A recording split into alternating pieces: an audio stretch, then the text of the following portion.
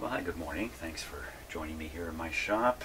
So, radio's starting to work a little bit, so I think I'm going to focus now on the audio stages, which would be these two push-pull output tubes and perhaps one or two tubes, oops, up here actually, one or two tubes that feed into this output stage. So this is the sort of first AF amplifier tube, as I understand it right now, and this is the detector where the audio starts after this tube. Before this tube, it's all RF.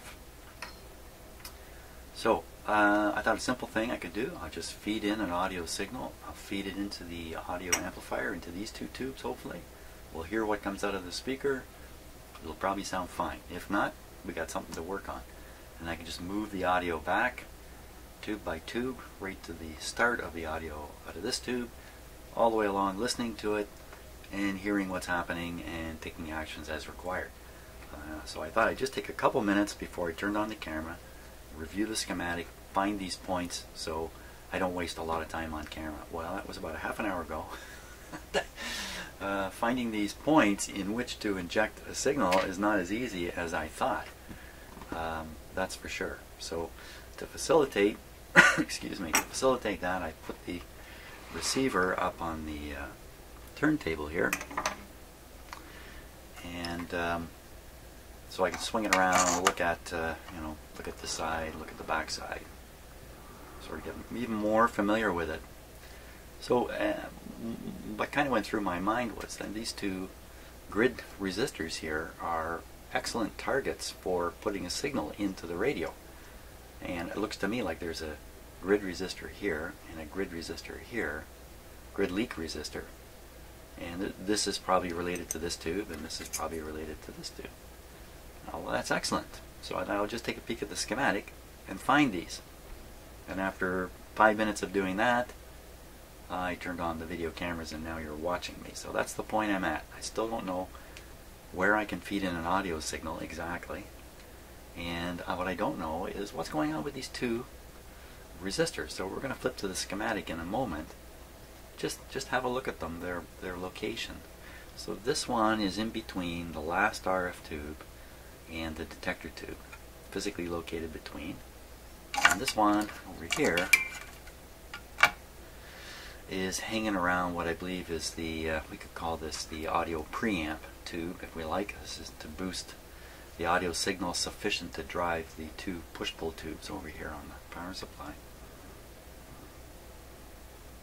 Another thing that's driving me a little nuts here, or at least I'm really quite curious about, is what are all these things?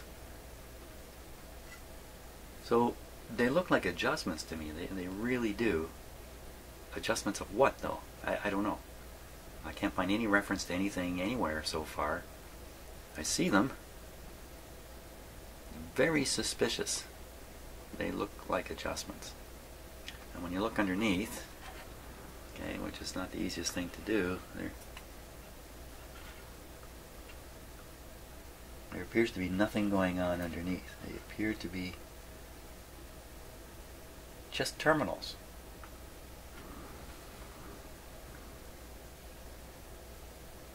They can't be just terminals.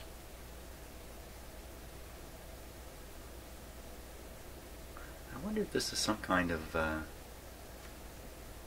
capacitive interstage coupling. I'm thinking each one of these is actually a capacitor right here. Yeah, listen. I think there's a little bit of mica there. And this bridge in the middle is exactly that. It's just bridging these two together. That kind of makes sense. So I'm going to look for these on the schematic. Variable trimmer capacitors. Yeah, in case you're wondering why there's a piece of wood here, it's just to stabilize this radio, and it's up on top of this turntable. You can see I've got a piece of here and a piece here and this thing here to make this stand up securely.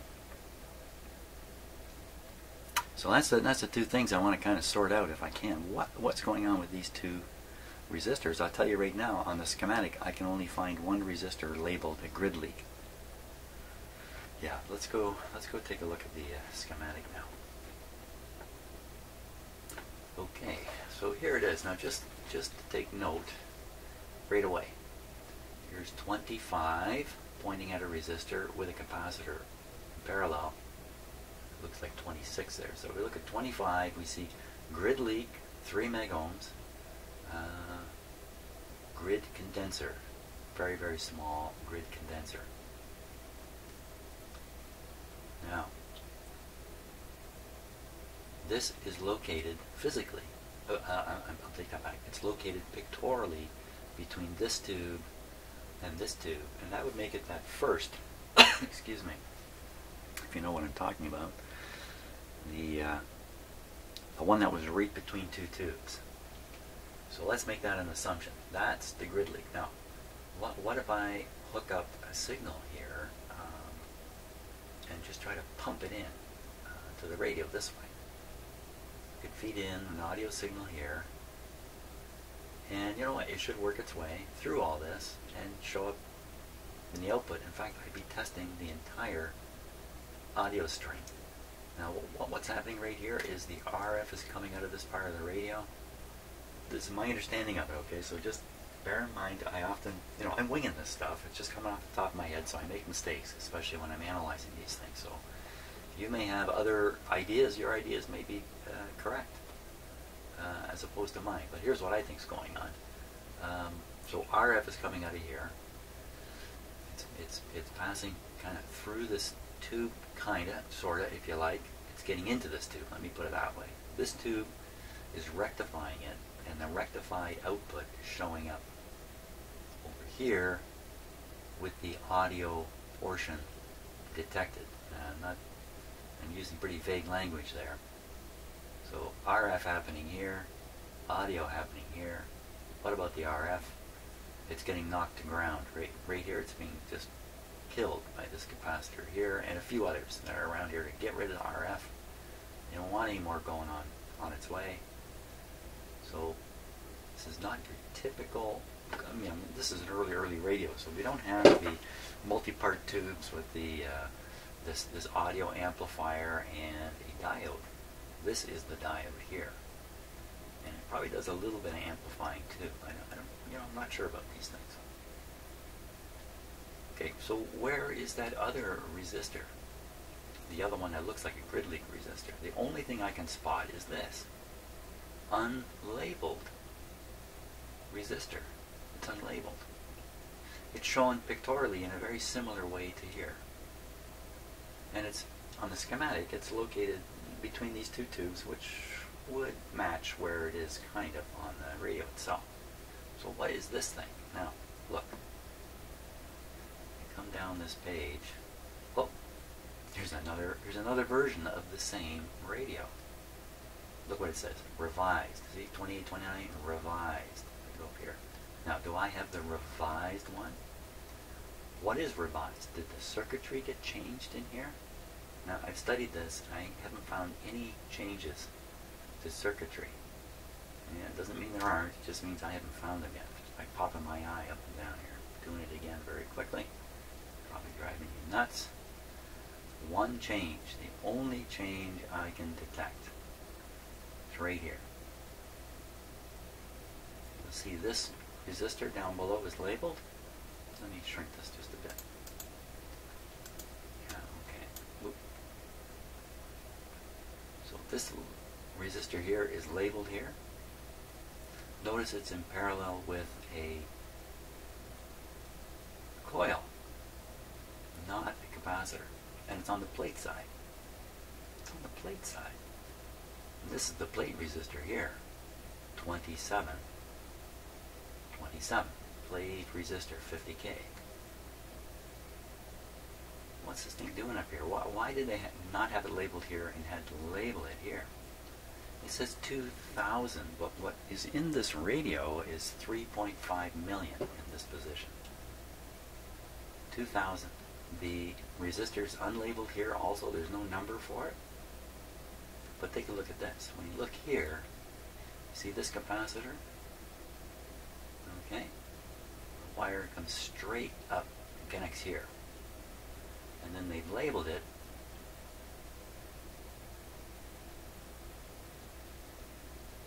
47. Why do they have this line here? I can understand a bubble with 47 pointing here. 47? 47 doesn't appear in the list. I think it's 47. Okay, now just shoot your eye down if you haven't done it already. Look, things are different here. Now this capacitor is over here, and it's numbered 45. 45 doesn't appear in the list again. So what the heck is going on here? I suppose if I can find this component area, I can spot all these parts and resolve what is really going on. The first thing we can do is, this is one of those supposedly grid leaky looking resistors. Underneath it should be a coil, not a capacitor. So let's go look at the radio and see if that's the case. This has just become kind of a little bit painful. So let me just put my own eyes back on the schematic here so I don't get this wrong. So the one that's later in the resistor is the one that we think there might be a coil under here. Whoop, my hand out of the way. It might be a coil under here rather than a capacitor. This one appears to be a real grid leak resistor. Oops, let me put my hand around. So actually, this guy I'm reading at 3.5. Oh, you know what? It's supposed to be 3. It says grid leak 3 megohms on the schematic, and this thing measures 3.5, even though it says 2 on it. So, you know, maybe this is just a perfectly fine grid leak resistor. Assumably, there's a capacitor underneath. This guy must be the coil guy. Okay, let's go take a look. Huh. Okay, first the grid leak one down here. Okay, let's look on the close-up camera. I think we'll get a better look at it that way. Just beside the nuclear dome here. Okay, so this is the thing here. So that looks like a capacitor, an old style capacitor there. I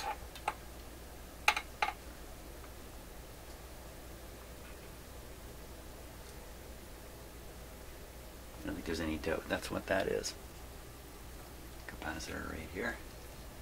Okay, now the other one. The other one we're going to have to go on.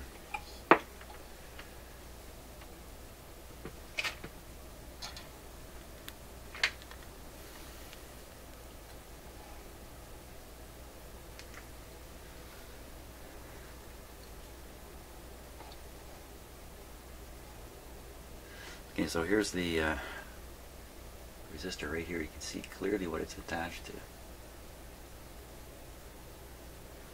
Okay, so it's attached to this brownish wire. You know what that is? That's the incoming B+ for the RF tubes. Incoming B+ for the RF tubes.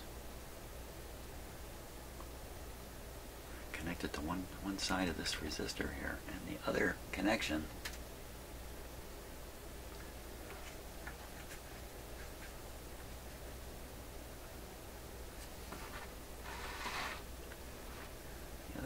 is this thing here. It goes out.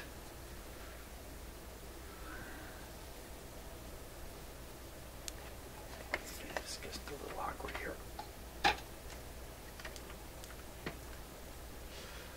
it's coming out here and heading for these capacitors, which are pretty curious guys too. I haven't really talked about them. These big capacitors here. There's 4 or 3 of them. 3 capacitors here. So you got to wonder about these guys. Are these guys in good shape or not? Don't think you have to wonder too hard. You see a replaced wire, but most of the wires are original in here too.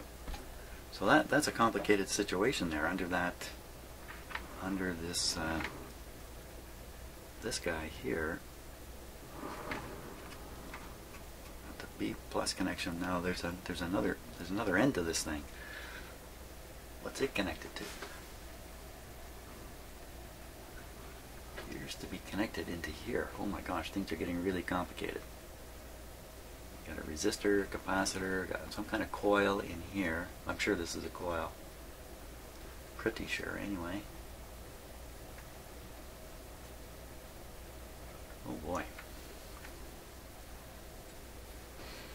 Okay, so let's get a couple things in my head here and we'll take a look at the schematic. So this point of this thing is connected to the B plus line coming in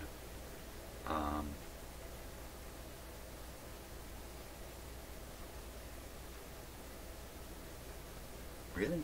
B plus line? That's how I identified this last time around when I studied the power supply. I had two B plus lines coming over. This one here. And this one here. Maybe I got it wrong. Maybe I got those wrong. Okay, so for now, that's what I think it is, though. It's this brown wire here.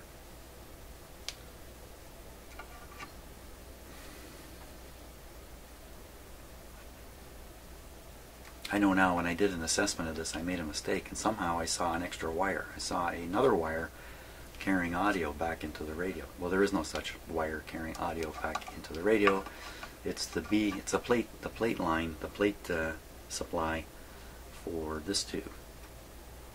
On that plate supply is the audio signal heading back into the output here. So I misspoke some time ago, but then added to the list. Okay, on to the schematic.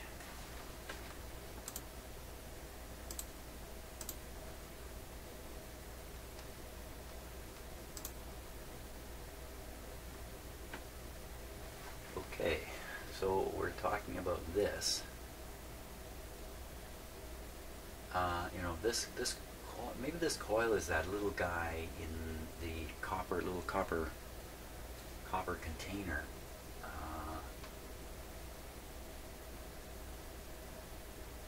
have to trace the wires and see if it's parallel across it.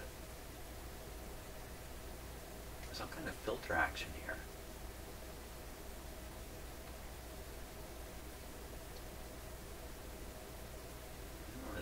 I don't know what they're trying to do with this.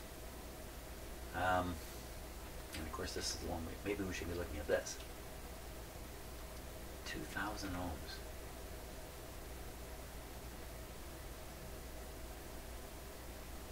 Why would they use a Gridley style resistor connection up here? It's on the plate side. I think this might be a tone control scheme of some sort. And if you don't like the tone, maybe you would change the value of this. That's the only thing I can kind of figure out. Like, for instance, if you didn't have this resistor here at all, you just had this coil. Assuming this coil, you know what? This coil has no iron core. This one has an iron core, so this one's going to react in audio frequencies. This guy has no iron core. Probably can't react at audio frequencies. So this is an RF. Wow, I was going to say this is something you would put in to choke RF and force it down this way, but they've moved this wire over here.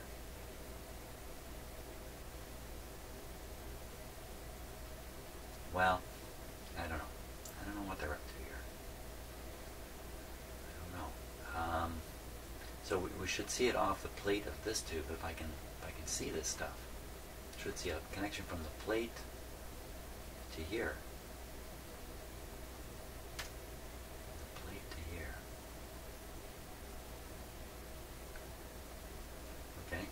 Back to the radio.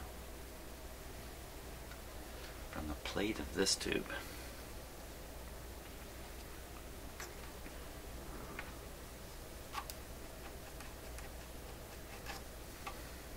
So it's filament, something, grid, plate.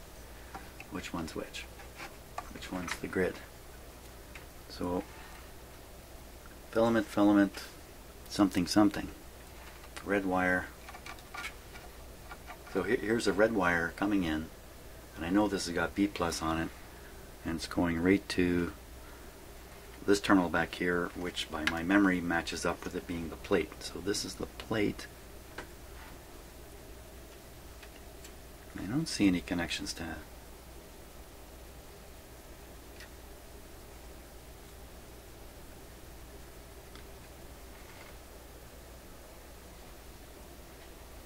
Oh, I'm looking at this wrong.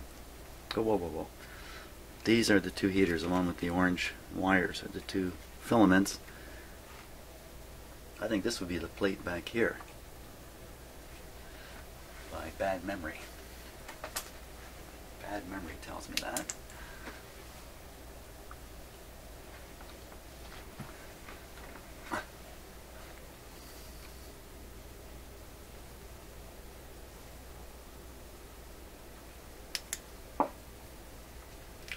Let's try another thing. This, skip that.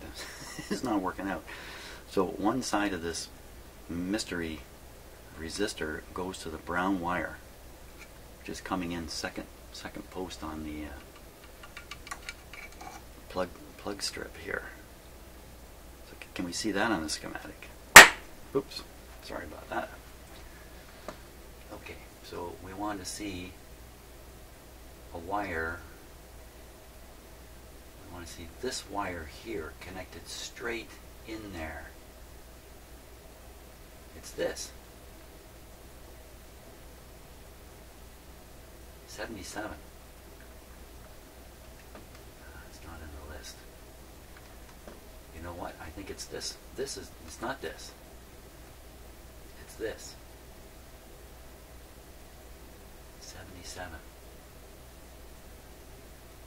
Is it really 77? 70 is a kind of a big number. How do you get up to 77 all of a sudden?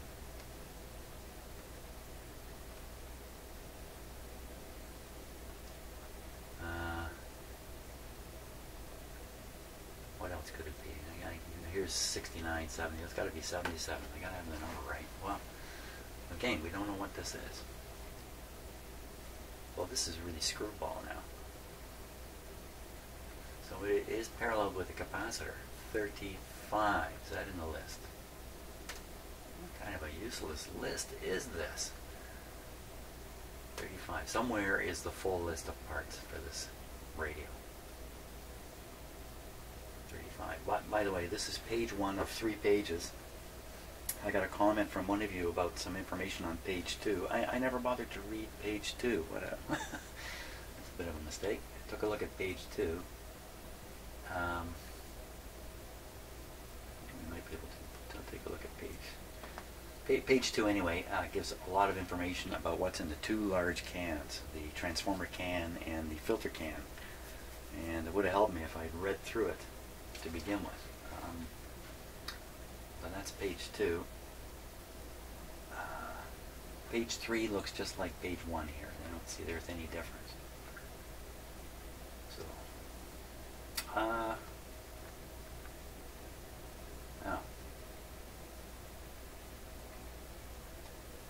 So I think I see this transformer sitting right in the radio where we're looking. 77, this has to be what it is. It has to be what it is. Now what is it doing? It's conveying the B plus through this resistor, through the coil, through this thing. So can I find this? 2000 ohm resistor, and I think this 43, I think that's probably that one of those capacitors I was wiggling. 43, there, it's on here. 0.002 small capacitor. So there's a large mica sitting in here in this area. And that's what that that's what that probably is. 43. Yeah.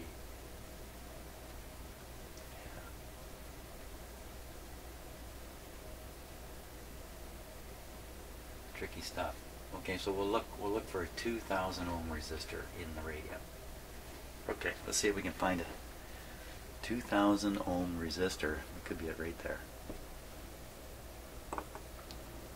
There's the coil resistor. There's the output transformer, or the interstage transformer. I shouldn't really call that an output transformer. So this is probably a 2000. That's quite a resistor there too. I mean, it has the look of a, you know, with these end caps and everything. That's a beast of a resistor. Let's give it a read.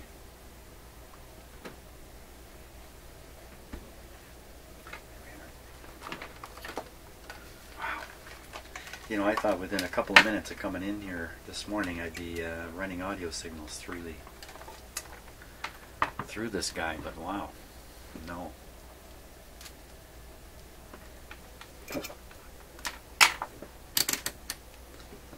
Okay, so we'll start on the 200K scale, 200,000. We're testing this in circuit here, so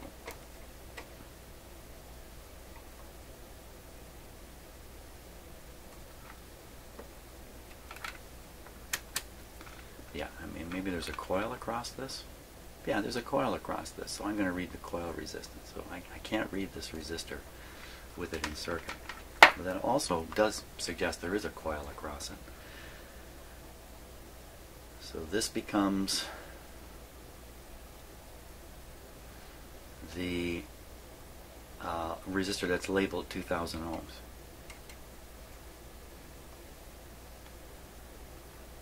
And that's its coil buddy there. And then this is definitely the grid leak. And then what was this thing up here again?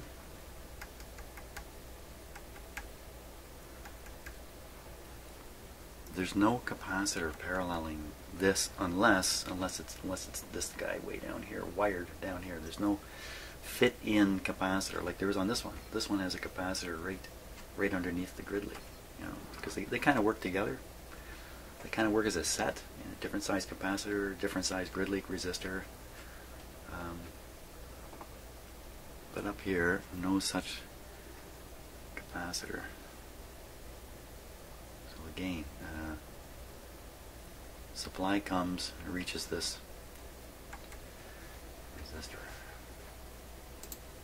The supply comes and reaches this resistor.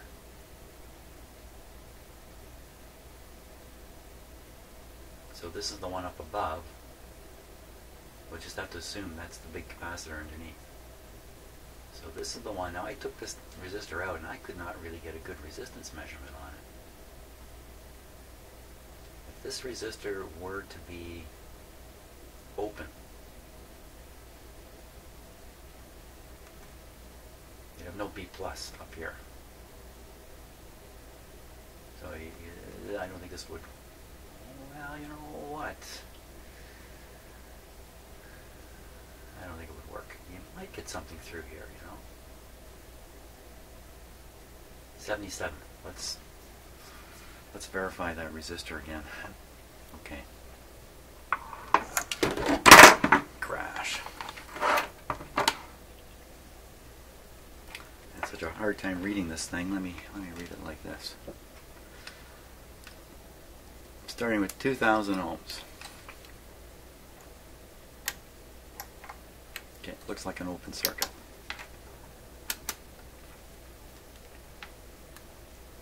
$200,000.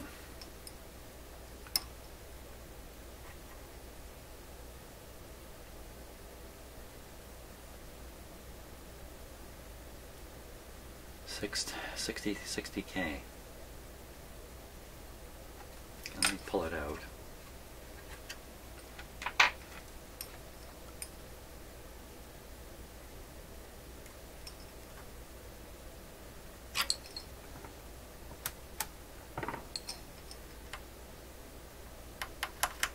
Wow, it looks like we got a 60K resistor there.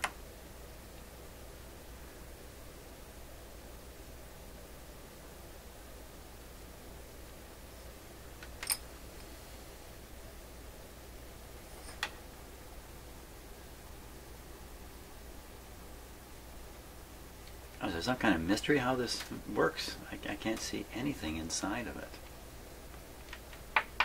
Take a close look in a sec. Let's see if I can get the 60K to show up this way.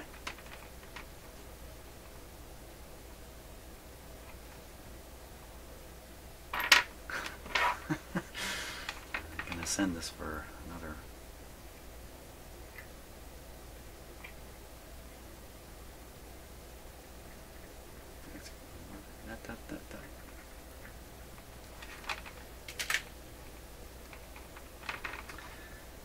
Just laying them like this, I'm not getting anything.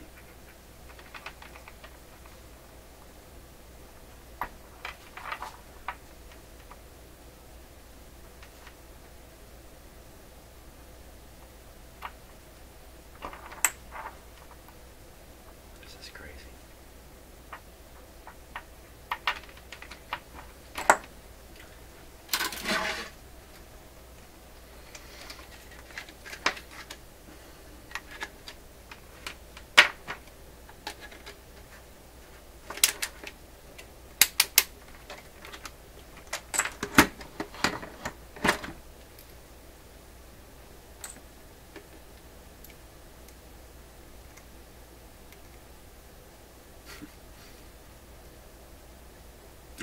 It's not going to work either.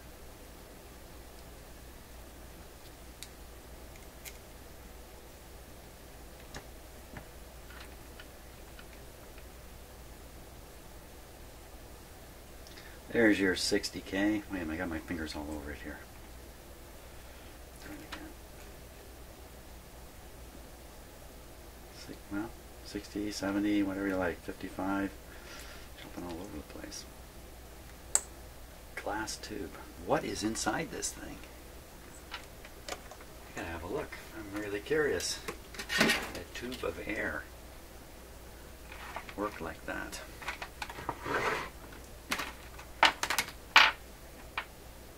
There must be some element inside there we can see. 60K, there's no reason to think that that's correct either.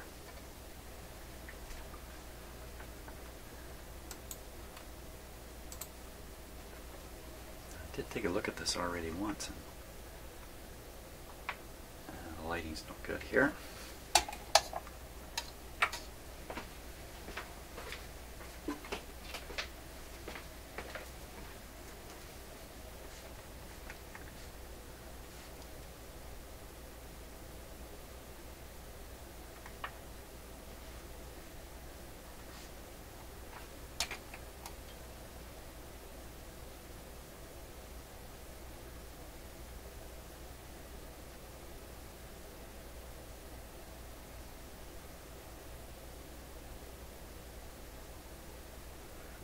I think I'm seeing the wood grain on my bench through there. Looks like there's little wires inside.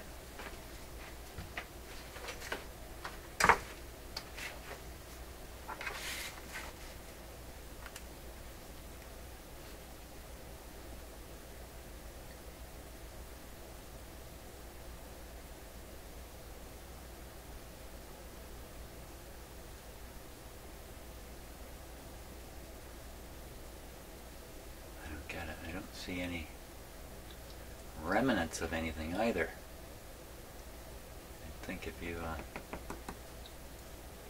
there was something inside here that burned, there'd be some remnants.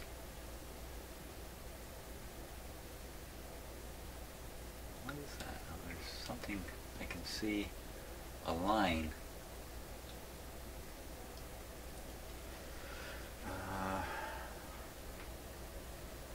Got a bunch more of these. I should get them out. I should find them and take a look at them. Time to learn about grid leak resistors in detail, I guess. Just need something to play with. How about a crooked piece of wire? Okay, now where was that thing that I saw?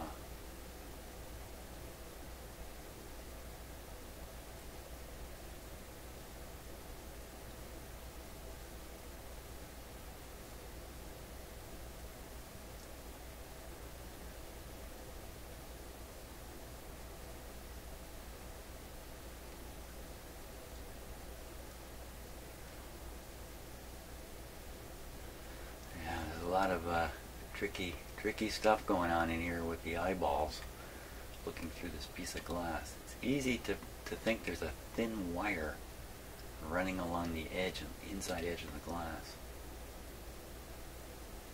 But really,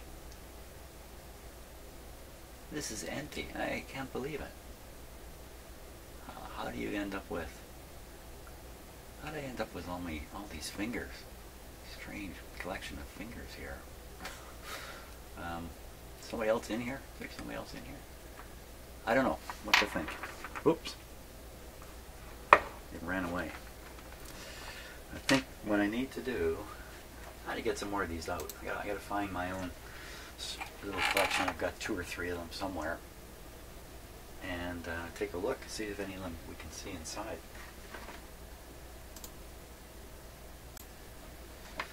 Okay, I shouldn't have stopped the video. It took me 2 seconds to find these. So this is my collection. 1. What is that? Metallized. Well, I think that is one. Here's another one. Beautiful. And another one. Okay, great. Glass, you can see through them. Fantastic. Okay, let's take a close look now. I think we're going to learn something here. No, got to change the lighting. Okay, first of all, this dark one.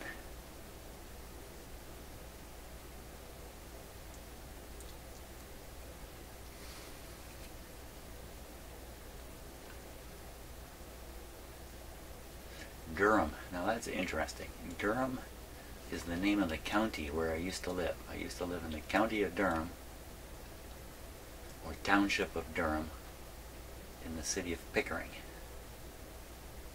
Durham is a British, lots of things in Canada are named after British stuff. International Resistor Company, Philadelphia. Philadelphia.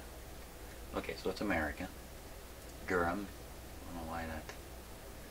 Durham was a man who came over to Canada to settle some political issues. 0.25 MEG, 250 ohms, metallized. Metallized, what are they saying? Metallized paper inside here. Basically a foil. And what do they think? They think that's for what? How much? 250 ohms. I bet you I can find out if that's really true or not. Let's see. So your claim is 250 ohms, eh? Okay, so that's the 2000 scale there. That's the meter falling over. I'm afraid I don't pay my helper very much.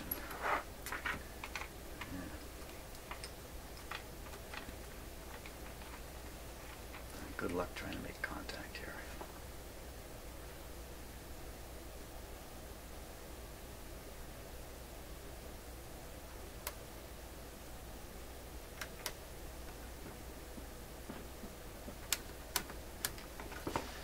Don't fall. 2 megohm scale. Well, I don't know about the 250 ohm thing. No, it's 250,000, isn't it?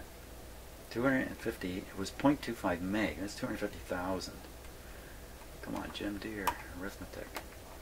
Okay, how's the 2 meg scale? 20 meg scale.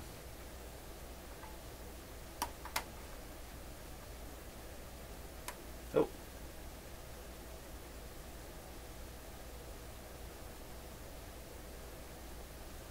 So this is suggesting this thing is like 10 megs and changing.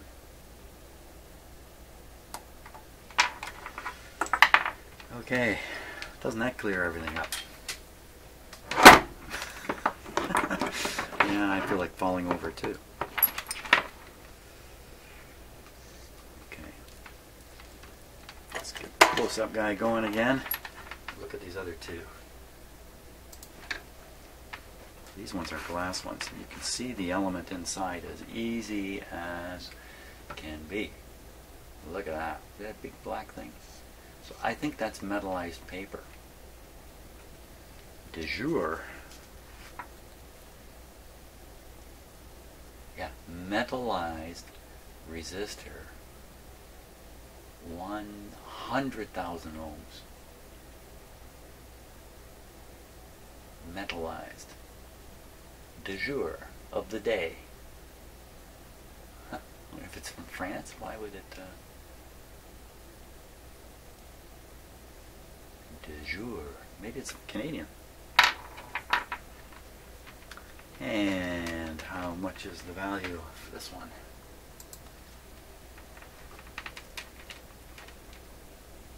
It's supposed to be 100,000. Okay, 200,000 scale. Show me 100. Blew my meter off.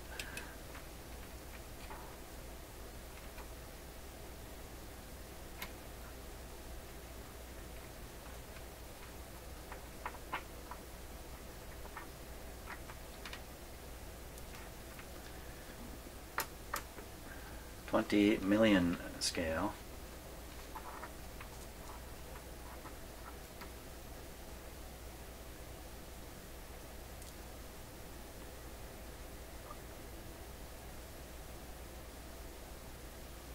$430. So say 500 ohms. It's supposed to be 100,000. According to this, it's 450,000. 4 times as much. Now I'm just going to roll the other one right in here. It looks very similar.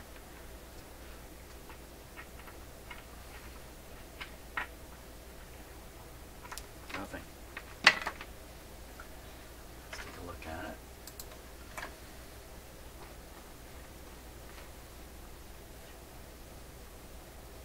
it. Ooh.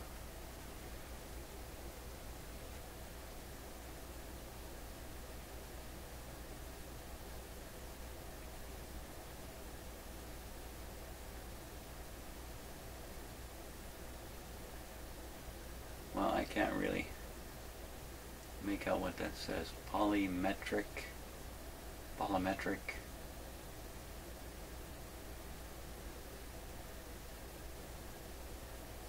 Oh, there's some numbers.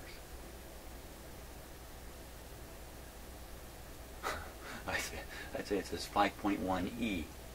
What are the chances that they use scientific? No, there's no way. It just can't be. Sorry, a little awkward on the camera here. P-O-L-Y. Poly. I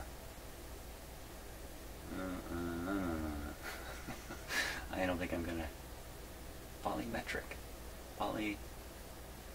Got me. Okay, looking inside it. There again is that dark tube, which I believe is a carbon. Carbonized paper, metallized paper. And we get no conductivity through it, really.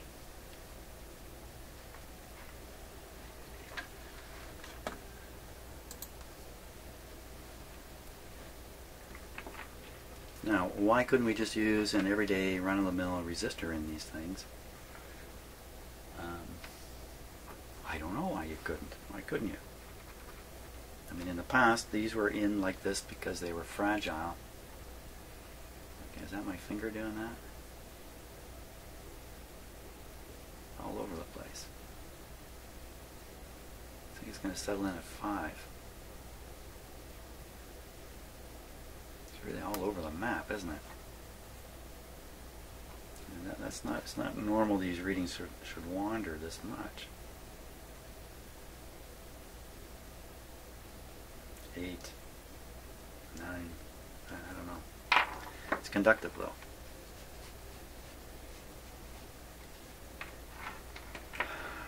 What am I going to do now? So going back to the one that came out of the radio, which has disappeared here somewhere. Double checking it now. I thought I got a reading on this.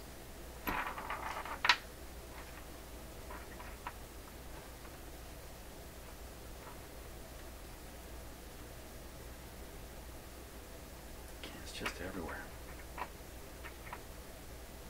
Look at that, it's right down to almost 0.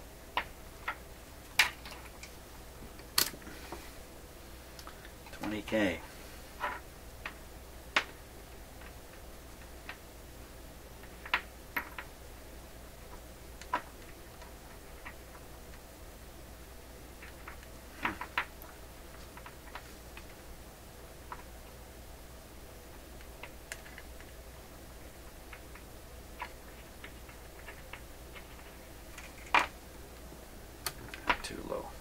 200K.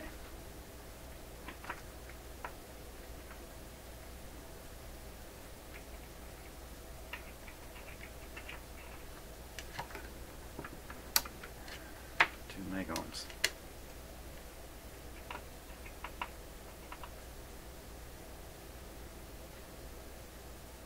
I saw 60 there for a second.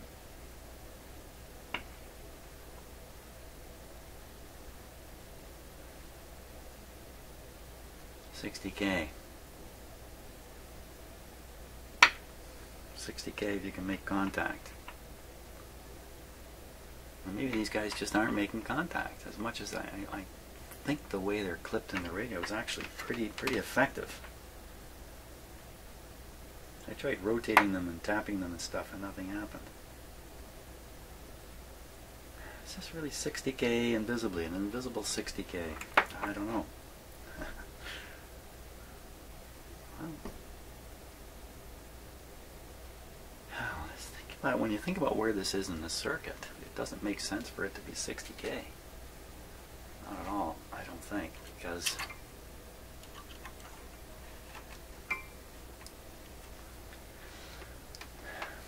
it's unlabeled on the schematic. Okay, let's go look at the schematic again. Okay, I'm getting myself confused. The one on top, the one we were just fiddling with, is this one here, 77. Ties directly to this wire. 77. It's in the plate resistor position.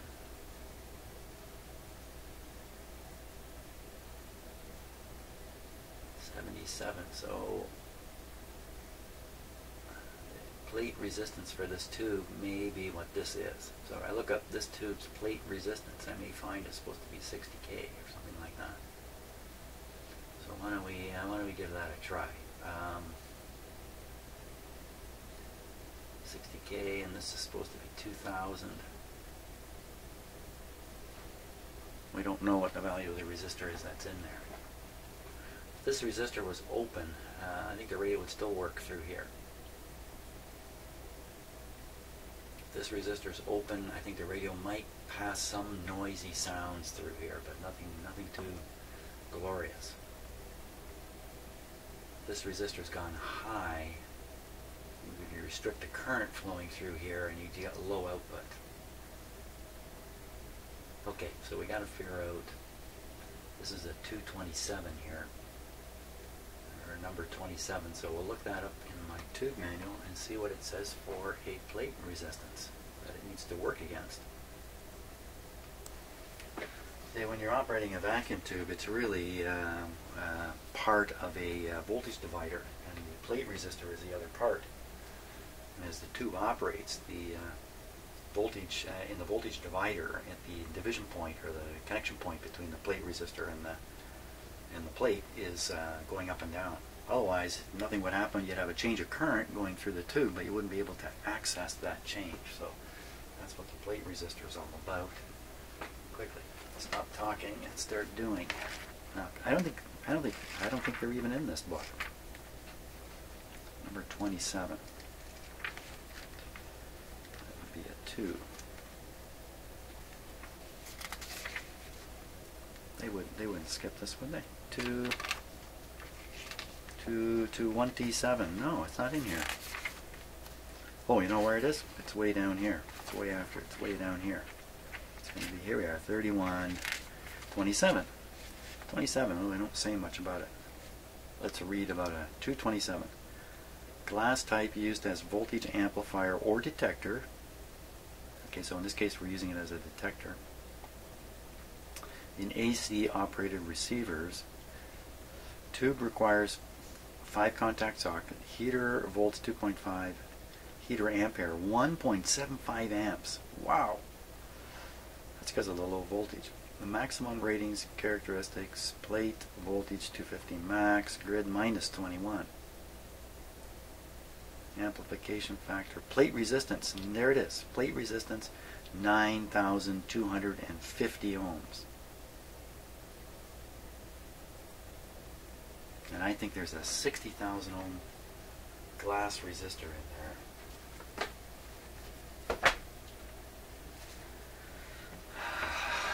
Wow. The wow is, what do I do about that? Well, I could always just change this to put in a 10,000 ohm resistor right there.